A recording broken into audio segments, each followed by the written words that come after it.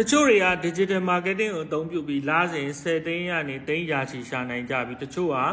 မရှာနိုင်ကြဘူးဒါဟာအဓိကကွာဟာချက်က digital marketing နဲ့ပတ်သက်တဲ့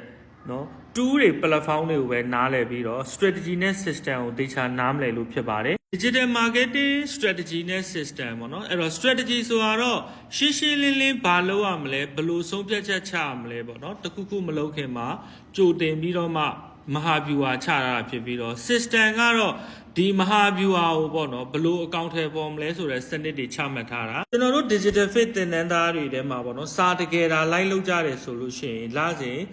သိန်း10ကနေရာကနေရှာနိုင်နေကြတယ်သူတို့ဘယ်လိုအကြောင်းအရာတွေအဓိကကျွမ်းကျင်သွားလဲဆိုတာကိုကျွန်တော်ဒီမှာရှင်းပြသွားပါမယ်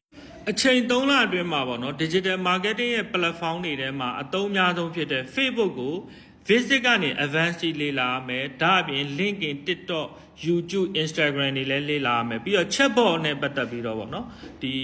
လူစိမ်းကနေပြီးတော့ပေါ့နော်အလားလာရှိတဲ့သူဝယ်သူဖြစ်အောင်အစစ်စစ်လုပ်ရမယ် flow တွေပြီးရင်လူပေါင်းရာနဲ့ချီပြီးတော့တပြိုင်နက်ဝန်ဆောင်မှုပေးနိုင်တဲ့ service flow တွေပြီးလို့ရှိရင်ဘာဝယ်ရမှန်းမသိတဲ့သူတွေကို recommendation ပေးနိုင်တဲ့ flow တွေပြီးလို့ရှိရင်ဟိုပါပေါ့နော်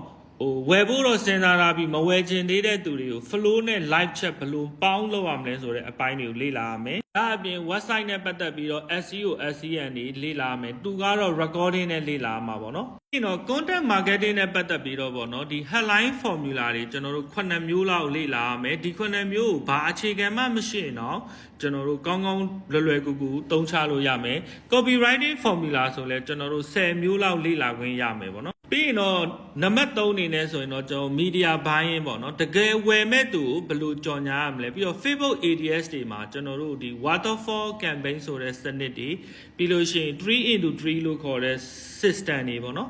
ပြီးလို့ရှိရင် 3 phase system တွေ TikTok LinkedIn Google Ads YouTube Ads တွေလည်းလေ့လာရမယ်ဒါအပြင်ကျွန်တော်တို့ digital PR နဲ့ brand marketing ပေါ့နော်ကို brand တစ်ခုအောင်မြင်အောင်ဘယ်လိုလုပ်ရမလဲဆိုတဲ့အကြောင်း bonus အနေနဲ့ပေါ့နော်ခုနလိုအကြောင်းအရာတွေအပြင်ကိုယ့်ရဲ့ digital marketing team တစ်ခုကိုဘယ်လိုစီမံခန့်ခွဲရမလဲ communication ကိုကောင်းအောင်လူတွေကိုဘယ်လိုမျိုး communicate လုပ်ရမလဲဆိုတဲ့အပိုင်းတွေပြီးတော့ AI နဲ့ပုံထုတ်နည်းတွေ content strategy ဘိုင်းတွေလေ့လာပြီးတော့အတွေးခေါ်ဘိုင်းတွေမြင့်မားလာအောင်ကျွန်တော်လေ့လာရမယ်စာသင်ပြီးတော့မဟုတ်ဘဲနဲ့ပေါ့နော်သင်တန်းမှာအတူလိုက်လုပ်ပြီးတော့အိမ်စာတွေကျွန်တော်တို့ပေးပြီးတော့တကယ်ကြုံတွေ့နေရတဲ့ပြဿနာတွေဖြေရှင်းဆွေးနွေးပေးတယ်အခင်ဖွင့်လှစ်တော့မဲ့သင်တန်းအတွက်ပေါ့နော်ပထမအောင်ဆုံးအပ်တဲ့သူ20အတွက်ကျွန်တော်တို့ bonus တွေရှိတယ်scholarship 50% တွေရှိ strategy နဲ့ system တွေကို digital fit တာဝန်ယူပါတယ်သင်တန်းတက်ဖို့စဉ်းစားတဲ့သူက speed နဲ့ commitment ကိုတာဝန်ယူရုံပါပဲ